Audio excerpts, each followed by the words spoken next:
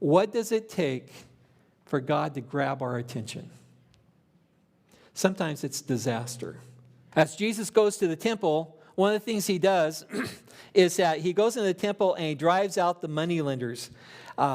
He turns tables over and he gets them out of there because they're selling and they're exchanging money for animals that have to be used for the Passover meal and things like that. But it's become big business inside the temple courts.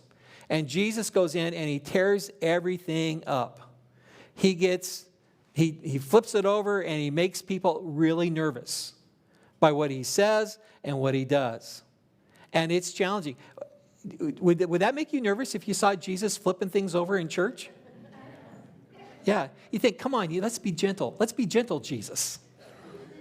Let's not be angry, Jesus. Righteous Jesus. Let's be gentle, Jesus. Like the pictures. And so he drives out the moneylenders, and it's a symbolic act. It's meant to be symbolic. It's meant to be seen and understood much more than by what is said. What is said is important, but the symbolizing of it is important. It's a declaration of how far the people of God have fallen away from God.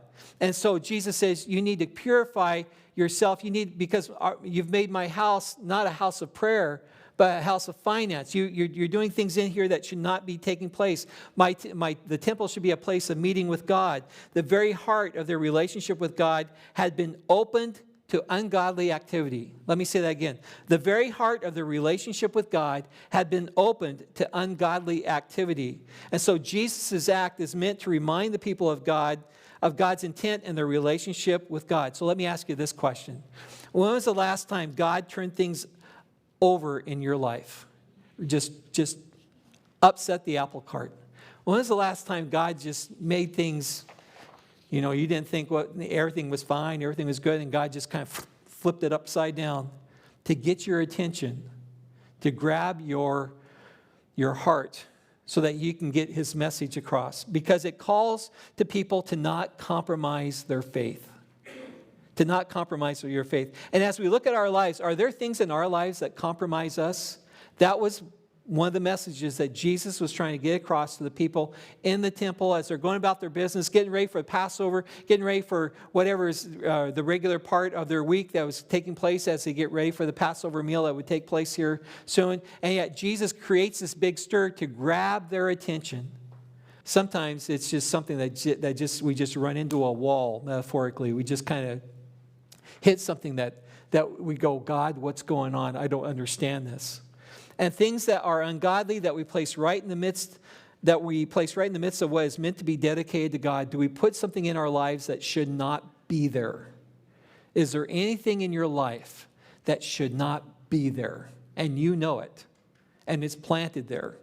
And you don't want to do anything about, maybe this is a time where God wants to come in and just flip things upside down, to grab your attention, to call you to the relationship that he wants to have with you.